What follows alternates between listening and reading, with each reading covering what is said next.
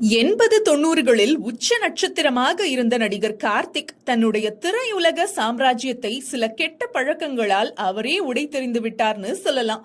ஷூட்டிங்குக்கு நேரத்துக்கு போக மாட்டாரு, அதிக மது பழக்கம் வேற, படத்துல நடிக்கிறேன்னு சொல்லிட்டு அட்வான்ஸ் பணம் வாங்கிப்பாரு, ஆனா ஷூட்டிங்கே போக மாட்டாருன்னு ஏகப்பட்ட குற்றச்சாட்டுகள் நடிகர் கார்த்திக் மேல இருக்கு. அவருடைய நல்ல கெரியரை அவரே கெடுத்து விட்டார் என்பதை இயக்குனரும் நடிகருமான பாரதி கண்ணன் ஒரு யூடியூப் சேனல்ல சொல்லியிருக்காரு. அதுல நடிகர் கார்த்திக்னால நானும் பாதிக்கப்பட்டேன், அது எப்படி பாதிக்கப்பட்டேன்னு அவரே முழுவதுமா விளக்கியும் சொல்லியிருக்காரு. கார்த்திக்கிடம் ஒரு கதை சொல்வதற்காக அவரது வீட்டிற்கு போன, சொன்ன நேரத்துக்கு படப்பிடிப்பிற்கு வரமாட்டாரு, பணம் வாங்கிவிட்டு கால் ஷீட் தரமாட்டாரு என அவர் மீது அப்போது நிறைய குற்றச்சாட்டு இருந்த நேரம் அது. அது தெரியாம அப்போதான் நாங்க கார்த்திக்கிடம் சிக்கிவிட்டோம். கதை சொல்வதற்காக 5 லட்சம் பணத்துடன் கார்த்திக் வீட்டிற்கு போனேன். கார்த்திக் உற்சாகமா வரவேற்று அப்போது ஒரு வார்த்தை சொன்னாரு பாருங்க, நான் பணத்தை கையில தொட மாட்டேன், அப்பா போட்டோ முன்னாடி வச்சிருங்களேன் அப்படின்னு.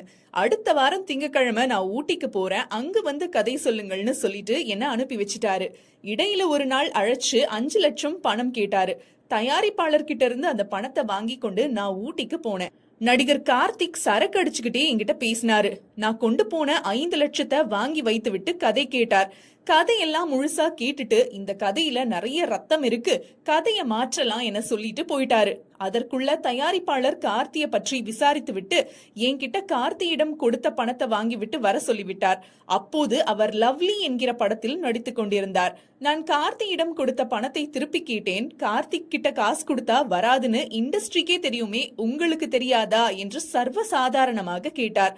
கார்த்திக் ஒரு மிகப்பெரிய நடிகர், அவருடைய மார்க்கெட்டை வேற யாரும் கெடுக்கல, அவரை தான் கெடுத்து கொண்டார் அப்படின்னு இயக்குனர் பாரதி கண்ணன் அந்த பேட்டியில நடிகர் கார்த்திக் கிட்ட பட்ட கஷ்டத்தை சொல்லியிருக்காரு.